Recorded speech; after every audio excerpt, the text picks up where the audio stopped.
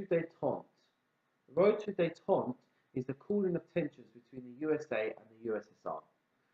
To cool or thaw the tensions between these two nations, the focus needed to be on the nuclear arms, needed to be on reducing the nuclear arms. And there they are, you've got Khrushchev there and Nixon arm wrestling on the arms. Excuse the pun. In this first part of the session, like I said, I'm going to focus on how detente was attempted in the following ways. Number one, the Test Ban Treaty of 1963. Number two, the Sino-Soviet split. Number three, the Non-Proliferation Treaty. And finally, number four, the Strategic Arms Limitation Talks.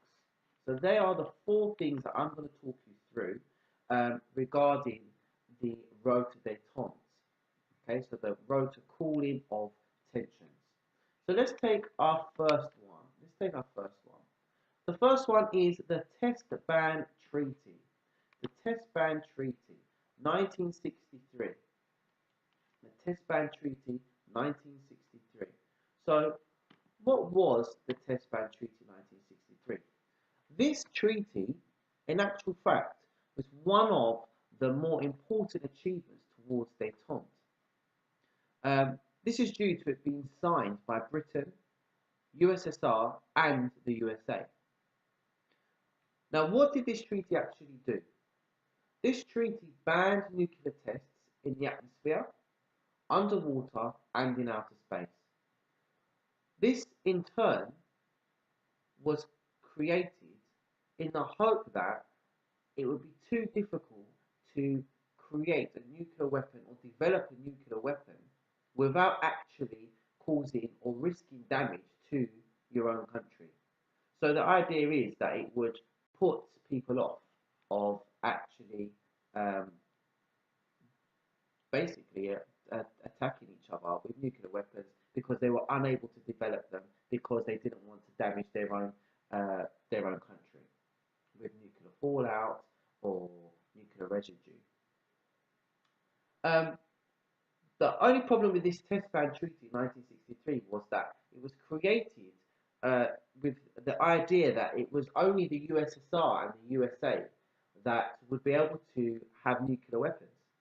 But in actual fact, this idea was a slim idea. They should not relied on this. In actual fact, there were some other nations that were hoping to develop nuclear weapons to protect themselves. Two of them being China and, here we go again, France. So China and France both rejected the Test Ban Treaty 1963, and they both went on to develop their own nuclear weapons. So if they have rejected the Test Ban Treaty, although it brought USSR and USA together in 1963 to create this new ban on how they were going to develop the weapons, so not practice and testing them in the atmosphere, underwater, or in outer space, still there were countries wanting to develop nuclear weapons in the shape of China and France, which in turn brings me on nicely to the Sino-Soviet split. The Sino-Soviet split. So the second topic that we're going to discuss is the Sino-Soviet split. Okay. So the Sino-Soviet split is basically a breakdown of political relations between two significant communist nations, the People's Republic of China and Russia, also known as the USSR.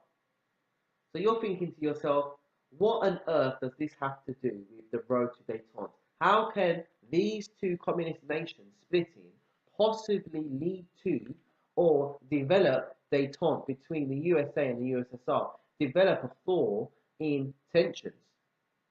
Well, the reason the Sino-Soviet split caused or helped create the detente between the USA and the USSR is simply because it broke an alliance between USSR and China. Okay, Now, this made the USA a lot stronger because they were now able to sort of get their feet in the door and build relations with the People's Republic of China, who are on the doorstep of the USSR. Okay, um, why was there a split? Why was there a break in relationships between the USSR and the RPC?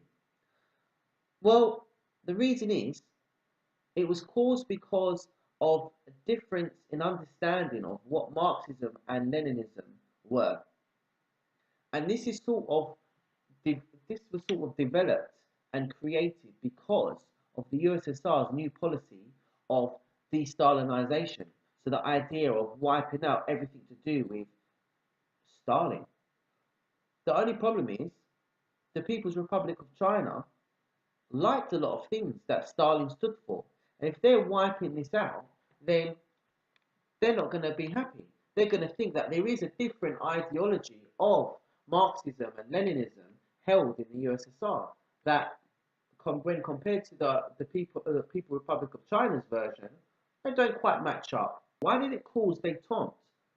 This is because the split caused the RPC to grow closer to the USA, with the USSR wanting to avoid this closeness because it couldn't allow these two nations to be united together. Now, there was an argument, a disagreement between the USSR and the RPC, which was all to do with nuclear weapons. The USSR didn't want another nation on their doorstep having nuclear weapons. And as you know, because of the Test Ban Treaty 1963 that China rejected, they wanted their own nuclear weapons.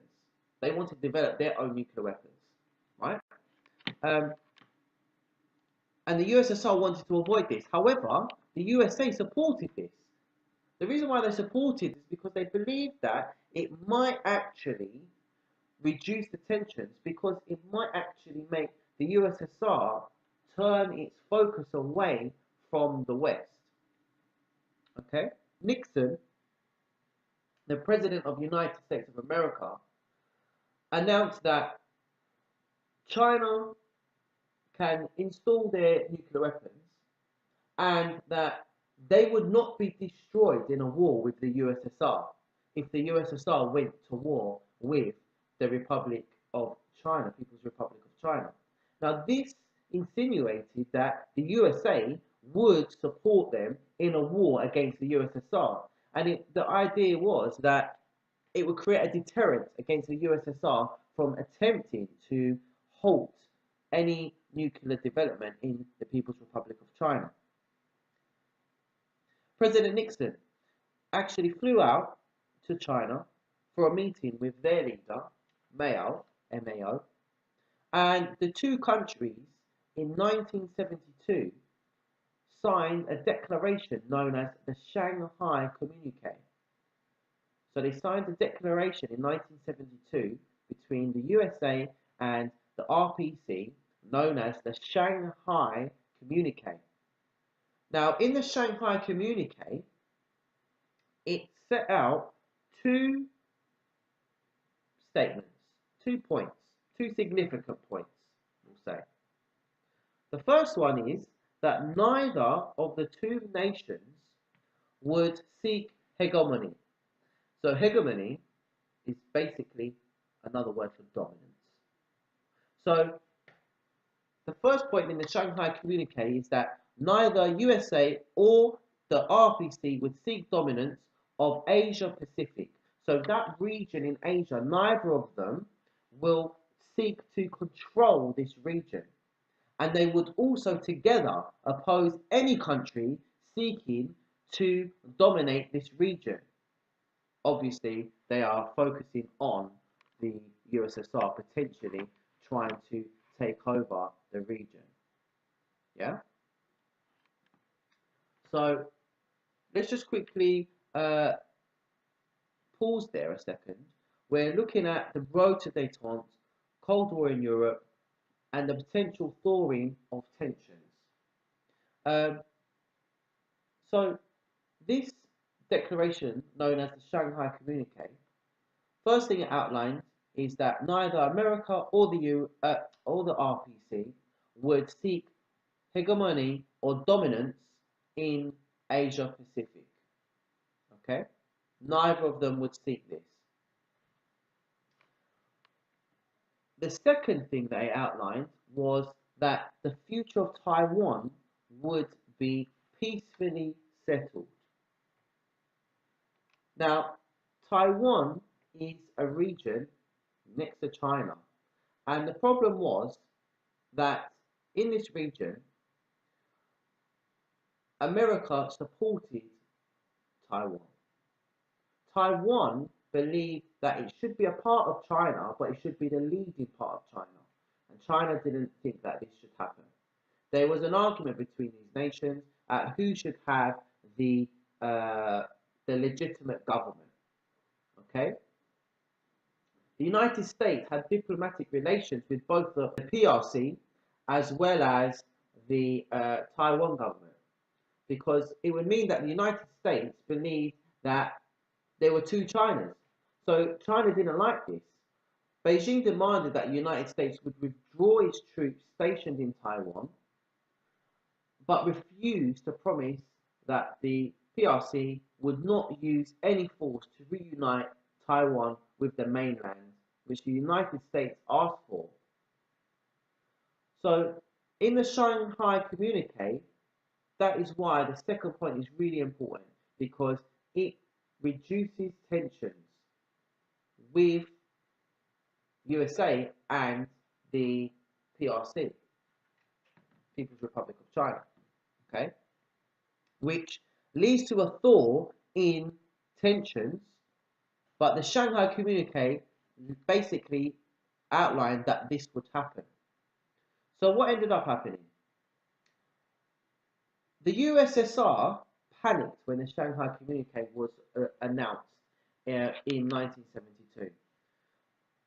So what did they do? They decided that they would stop the closeness, the building of this relationship, by agreeing limitations on the development of nuclear weapons. Now, they hoped that this agreement with the USA would stop them from seeking a stronger alliance with the PRC, because there would be no need for a stronger alliance with this nation. No need for it. They believed the only reason why they were discussing things with China is so that they had somebody playing in this region with nuclear weapons that would be able to take their mind off of the West, would be able to put them in their place, so to speak. And the USSR didn't want this to happen. They wanted to be the most powerful nation in the region, and they didn't want the USA getting involved and supporting and developing weapons systems in the PRC. So that's the Sino-Soviet split. That's how the Sino-Soviet split led to the road to Detente. That's how it led to a thaw in tensions between the USSR and USA, because it led to the USSR declaring that they would agree to limiting the development of their nuclear weapons.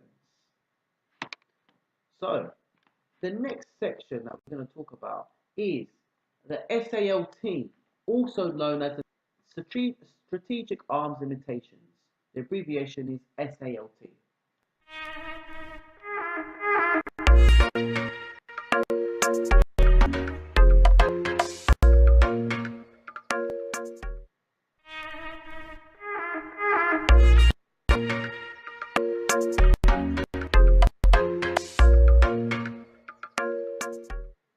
Hi, Mr. Stuart here, back with you. Key Stage 5 revision, European, Cold War, Road to Detente. We've been looking at the Road to Detente, things that developed Detente, the thawing of tensions between the USA and the USSR. We've looked at the Test Ban Treaty, 1963. We've looked at the Sino-Soviet split. And now we're going to move on to the Strategic Arms Limitations Talks, so the SALT.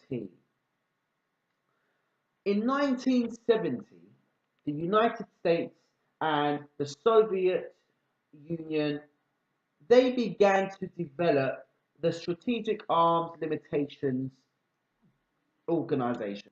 And it was actually developed in Vienna, a nice neutral place. Fantastic. Um,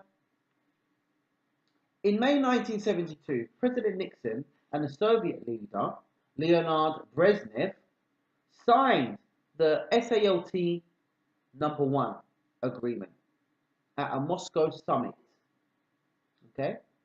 Now, this was the first SALT, we'll call it SALT, SALT agreement that was developed. Now, this agreement consisted of two things. Two things. Firstly, number one, there would be a 5-year freeze on the construction of missile launchers and also a freeze on intercontinental and submarine launched ballistic missiles and long-range bombers. So a 5-year freeze on the construction of missile launchers, long-range bombers, intercontinental and submarine launched ballistic missiles. President Nixon accepted this, and he also accepted that the Soviets should have a greater number of missiles than the USA, as the Americans had superiority in multiple independently targetable re-entry vehicles, which are capable of hitting more than one target at a time.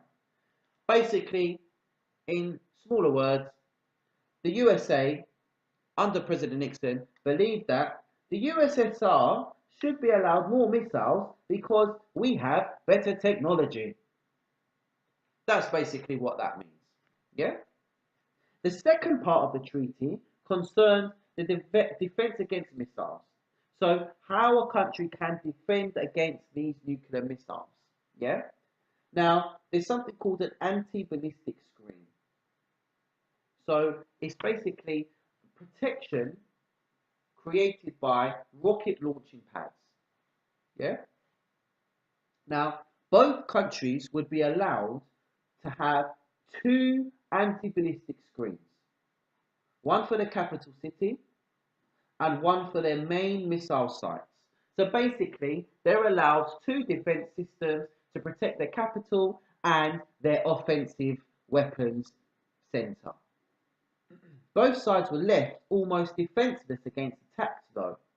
So that would mean that although their capital was protected and their main missile launching sites were protected, what wouldn't be protected is the rest of their country. However, it was hoped that this potential destruction of their countries would create, for intentions, would create détente. In July 1974, the USA and the USSR agreed that negotiations should start for a SALT II treaty, which would develop on SALT I by enforcing a permanent limitation of nuclear weapons. It concluded in June 1979 when President Carter and Brezhnev signed the SALT II Treaty in Vienna. The number of missile launchers and warheads for both sides were limited. So let's break this down a little bit more. SALT II Treaty basically imposed a limitation on nuclear warheads that both USA and USSR were allowed to have, and also on their launchers. Fantastic. Okay, so our final topic for the road to détente is the Non-Proliferation Treaty. The Non-Proliferation Treaty, 1968. I'm Mr. Stuart.